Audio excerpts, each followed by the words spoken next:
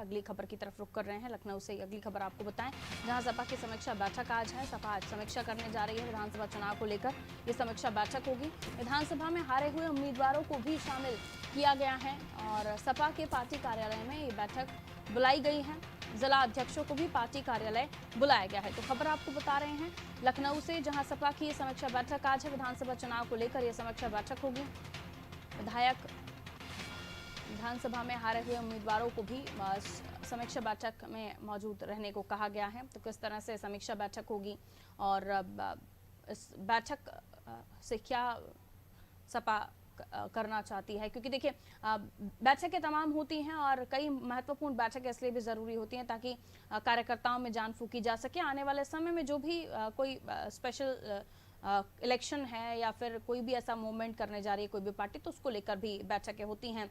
तो बैठकों के कारण अलग अलग होते हैं, लेकिन समीक्षा बैठक इस लिहाज से ये भी समझने की हम कोशिश करते हैं, जिला अध्यक्षों को भी पार्टी कार्यालय क्योंकि बुलाया गया है, जिले लेवल का भी कार्यकर्ता अगर मौजूद है तो पार्टी ने ये बैठक कितनी महत्वपूर्ण होगी समझने की कोशिश करते हैं। राघवेंद्र हमारे साथ लगातार बने हुए हैं, हमें बताएंगे कि ये समीक्षा बैठक जो बुलाई गई है इसमें क्या कुछ खास होने वाला है, किस लिहाज से इस समीक्षा बैठक को बुलाया गया है, क्या कुछ मुद्दे होंगे जिस पर अखिलेश यादव चर्चा करेंगे।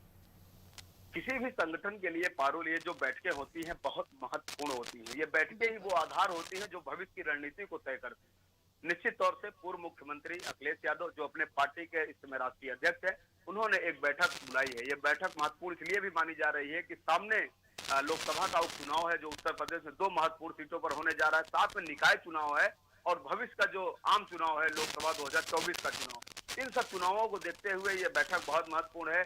साथ ही यहाँ पे यह तय किया जा रहा है कि 2022 विधानसभा चुनाव जो हुआ, क्योंकि उनकी स्थिति 47 विधायक की थी और जीत को 111 गए और सहयोगियों के साथ वो लगभग 120 पार चले गए हैं। तो कहने का मतलब ये है कि किन कारणों से उनकी विधायकों में इजाफा हुआ है और किन कारणों से वो सत्ता में नहीं आ पाए, दोनों की समीक्षा होगी।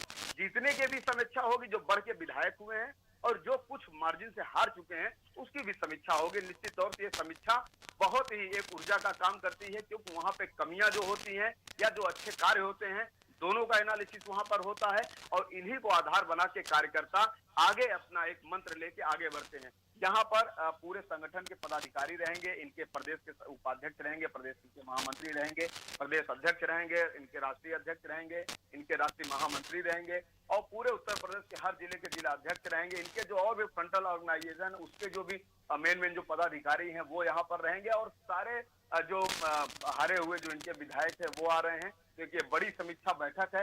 निश्चित तौर से इस पे एक चुनाव को ही लेके, क्योंकि देखिए मेन लक्ष्य हर राजनीतिक पार्टी का मेन लक्ष्य चुनाव होता है और वो भी चुनाव जीतना होता है। इसको आप बिल्कुल भी इसमें आप किसी तरह की कोई कमी नहीं कर सकते हैं।